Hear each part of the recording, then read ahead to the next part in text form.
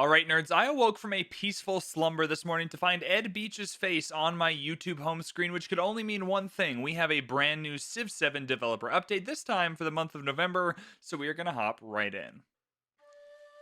All right, we got theme music. We're setting the mood, we're setting the tone. Hello, Civ fans. Hello, Beach here, Ed. creative director for I'm the just going to keep Civilization vibing if that's okay, franchise. Ed. You may remember me from our first developer update of the year. Oh, we remember back you, in Ed. March. We know I'm who happy you to are. be back to walk you through our next major update, 1.3.0. All right, YouTube. All right, YouTube, let's talk. Me and you, YouTube. We're here. You're looking at me, I'm looking at you. 1.3.0. 1.3.0. 1.3.0. Emphasis on the points. Now I need you to let me know in the comments below, is it 1.3.0 or 1.3.0? Don't make Ed and I fight this out in like a cage match or something. You just let me know in the comments, okay? The November update continues our strategic balance efforts, this time focusing specifically on sweeping changes to individual civs. All right, this time I'm going to have to try my best to judge things better. Last time I went hard against the balance changes, and it turns out they were all mostly exceptional and very fun to play. So this is going to be hard for me to navigate because I got it so wrong last time. And look, these are initial reactions. That's kind of the point. But my ego was bruised last month, so hopefully we can recover. Plus, we have a lot of exciting naval-themed updates and additions to share. Let's jump right into the features. Let's do it, Ed. Jump right in, baby. Like a strategic trampoline balance or a packs. diving board. This month, our balance updates are focused squarely on individual civilizations. Through feedback and testing, we've made changes to a dozen civs. The first civ that's changing is Persia. All right, a dozen is quite a lot. A dozen is quite a lot. That's enough to call it sweeping changes, I think. I wonder if it skews towards certain ages, like where the antiquity age civ's a little too powerful, or the modern age civs, etc., etc. I'd be surprised if they didn't take another look at Maya. What I want, though, is more science options. So what I'm hoping they've done is add a few more science options to some of the civs, or at least tweak that a little bit, because it's really hard to generate science sometimes. Now renamed Achaemenid Persia to differentiate them from our new Qajar DLC civ. Besides Persia, the others include Aksum, Chola, Egypt, Great Britain, Hawaii, Maya, Mississippian. No, not Hawaii. Not Hawaii. Oh, Hawaii's fun. Hawaii's awesome. And we're just getting the naval update. Oh, they're going to nerf Hawaii, aren't they? Didn't they already nerf Hawaii? I'll leave Hawaii alone. Oh, no. Is this Maya here? One sec. We're going to have to go back through that list. Hawaii, Maya, Yeah, they're redoing Maya again. I'm not surprised. Songhai, Too much science, too much production. We've heard your feedback. The majority of these adjustments are significant buffs aimed at strengthening these fan-favorite civs. Oh, they're buffs. Holy shit, Ed. Oh, again, I got ahead of myself. I was just waiting for the nerf hammer on Hawaii. Oh, Hawaii's already sick. Fuck yeah. Buff that up, baby. We're also introducing more specific bonuses to help each civ lean into a unique playstyle. Nice. Good work, Ed. Egypt will now receive tailored bonuses for building settlements and districts along river tiles, better reflecting their historical reliance on the Nile. Cool. And I'm into that. Persia will get far more culture benefits for the Paradisa unique improvement. That's true. I actually did play with the Paradisa at some point recently, and it felt, a little bad. So that's good. As well as additional happiness and culture from capturing settlements. These changes ensure your starting position on the map has a much greater impact on your overall strategy. You can check the full patch notes for every detail on all the civs we've adjusted this month. Moving beyond land-based strategies. Wait a sec. That's all we're getting? That's all we're getting is that you've changed. Okay, well, now I'm intrigued. You suckered me in. Ed, is this a honey trap? Now I have to read? Oh, man. I liked watching. All right, guess we're doing a patch notes video tomorrow. Whenever the patch notes come out. Oh, boy. Oh, brother. Well, at least we got... What do we got confirmed? Hawaii buffs, Paradisa buffs. Hell yeah. One of the biggest themes for update 1.3.0 is all things naval. I'm not going to be able to do that. It's 1.3.0. Themed civs and leaders coming with the Tides of Power collection, We wanted to make naval strategies feel more engaging. Can we also just take a moment? Awful time for me to pause on Ed's face. Whoever is doing the cinematography and the lighting for this is doing an incredible job. Like whoever that is at Firaxis, who's doing the like nice shadow here, nice bright, here, lots of contrast. Ed looks great. You know, bright, huge Civ logo on the jumper. Hell yeah. We've included a new building, a new unit, and updates to existing naval units and commanders. First, to support your growing Navy, we've introduced the harbor. This is one of my favorite changes in any Civ ever. This is going to be great. The harbor is a water building that has a base production yield. Yeah, that's the key, is it gives you production for fishing boats. Hell yeah. Crucially, the Hell harbor yeah. now acts as the new spawn point for all naval units, performing the same function that barracks do for land units. Next, meet the Privateer, a new light naval unit that unlocks in the exploration age on the Heraldry Civic. In terms of strength, it sits neatly. Chat, we're getting our first privateer energy here, our first privateer gameplay. I'm so excited. Between the cog and the carrot, but its real power comes from its utility and higher speed. The Privateer is the ultimate naval raider, as it can cross the borders of other civs freely, pillage trade routes for quick cash, and even attack the military units of any other civilization, regardless of your diplomatic status. Dude, and that's yes, so you get sick. Gold for defeating a unit. It's the perfect tool for sneaky economic warfare and general maritime mischief. Yeah, this is great. A+ change, A+ unit, A+ idea. It's gonna wreak havoc on Deity, I'm sure, but just super fun, super engaging, super awesome. Love the Privateer update. We know that for a naval update to truly matter, the oceans themselves have to be more interesting. So we've introduced new ocean resources and terrain types, completely reworking how they spawn. You'll now find 3 new water resources, including crabs, turtles, and cowrie, alongside pitch, a new land-based resource that arrives in the exploration age and boosts your coastal settlements. We've also updated our resource spawning rules to be more reliable, guaranteeing a minimum number of coastal resources. Cool.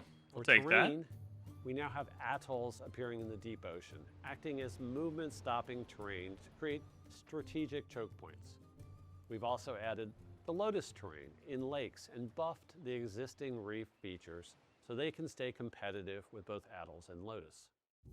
Speaking of It'd be cooler if you turned on the yield. I never understand the Firaxis obsession with never like showing the game with the yields on. Like even the default setting when you open up Civ, the default setting is to have the yields off, and you have to like know to press the Y button to turn them on. Like that's great. I kind of just wanted to see what the yields on, my man. Just hit that Y button next time. the ocean, we've made base ocean Oh, here we go. Here we go. Yeah, we're working ocean tiles now. 3 gold, 1 food for ocean tiles. Interesting. tiles now workable in the modern age. Plus, our Hawaii Civ can now work ocean tiles in the exploration age, making their coastal starts feel powerful even earlier. The final piece of the naval overhaul is a fresh update to combat. We've done a significant pass to make naval engagements feel more impactful and to clearly define the strengths of your seafaring units. Prior to this update, all naval combat was melee combat, but now we've added range units to the mix as well. We've broken naval units up into 2 types, light and heavy. Light units are melee and have increased movement, vision, and the ability to set up flanking attacks. Heavy units are our ranged units. These units are slower than light and don't have as much vision. However, heavy units make up for that lack of vision with their strong ranged attacks. Overall, these changes should make conquering the seas a much more strategic and deliberate endeavor. We have a couple of quality of life improvements. I'm in on that. Look, there's not much to say there. This seems like a good update. It seems like we're getting some units. They're going to have better strengths. You're going to be able to kind of have a more strategic overview of how you engage on the high seas. And look, from the very first time Civ came out, we did that Xerxes game where we were on the seas a lot, and we didn't love that all naval unit combat was melee. So maybe we should just be like, hell yeah, brother, this is a great change. To share as well. First, we've given the Treasure Fleet UI a much-needed refresh. To ensure better clarity, we've added a clear treasure point value to the treasure convoys themselves, giving you an immediate sense of their worth when they arrive home. We also gave the resource icons refreshed art, specifically by removing the distracting color from their backgrounds to reduce visual clutter and help them pop. On the exploration front, we've improved the visibility of discoveries. When a unit with the Auto Explore ability is selected, tiles containing discoveries will now be highlighted in blue with a white outline. Nice. I mean, we'll This take simple that. That's visual awesome. cue makes those hard-to-spot tiles much easier to find, whether you're using a starting scout or any other Auto Explore capable unit.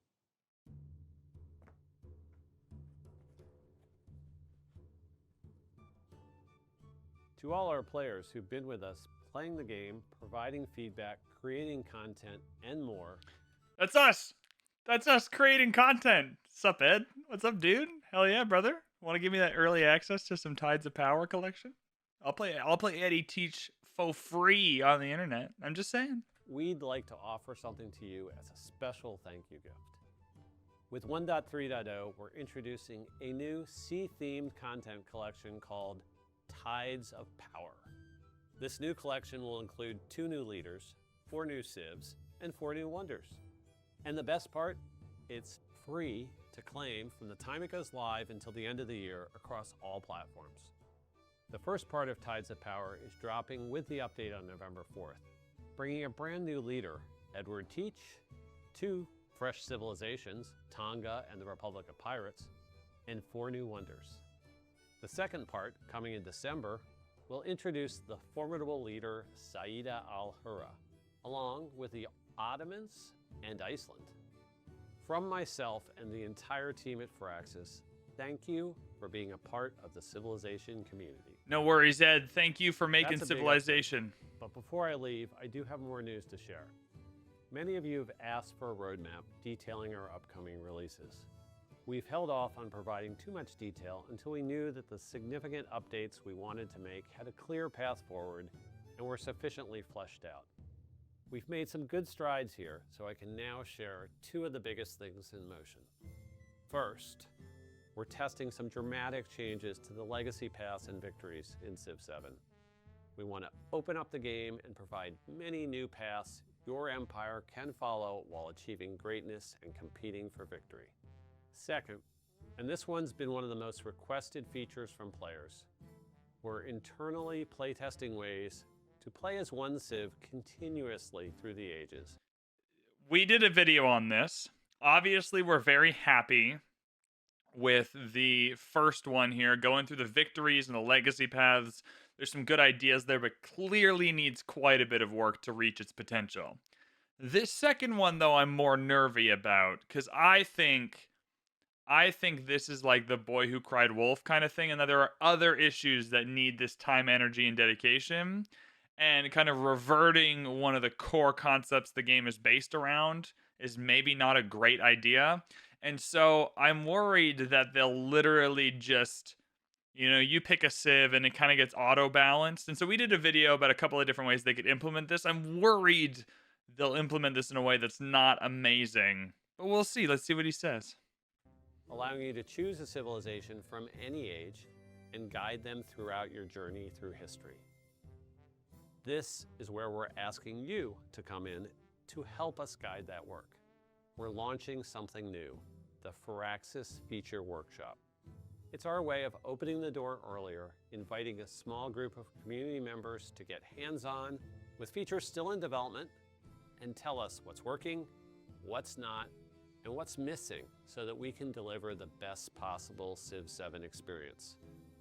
We'll be coordinating this through our Discord. If you want to apply, check out the link in the description below.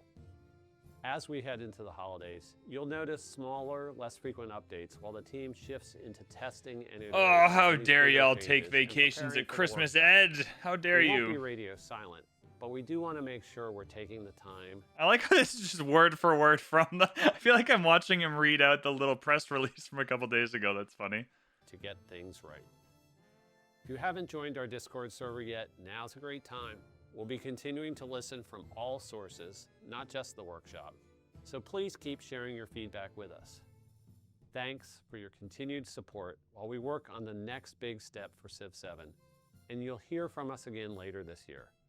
See you next time, Civ fans, and we hope you enjoy 1.3.0. 1.3.0, but that's okay, Ed. Look, I thought I might have more to say in this video, but I don't think I do. This is a good video. It kind of just recaps the little press release they put out there. It was nice to see Ed on the screen, kind of giving the notes. I'm really excited. The one thing we learned here that I think is interesting is that 12 civs are getting like buffs or some slight changes, but in a way that it seems like they're going to become more powerful, which is an awesome way to go about balancing Civ. I'm really fascinated to see what they do with Maya, who is already very powerful, nerfed quite a bit with that unique quarter because of how powerful it was. And I'm hoping they find some more ways to generate science with those Civs. But overall, this is, again, like I said in the last video, shaping up to be an awesome update. This is really shaping up to be probably the best update yet. And the last update was really, really sensational. We really love 1.2.5.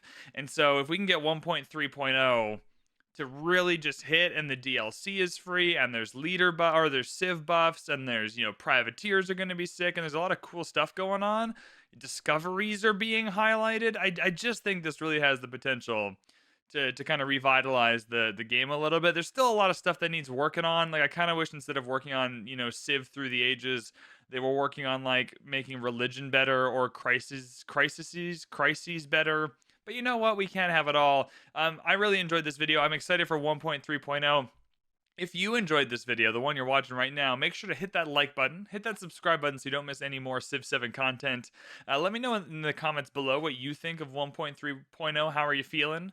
Are you excited? Are you not excited? Do you wish they were working on something else? Is this what you wanted?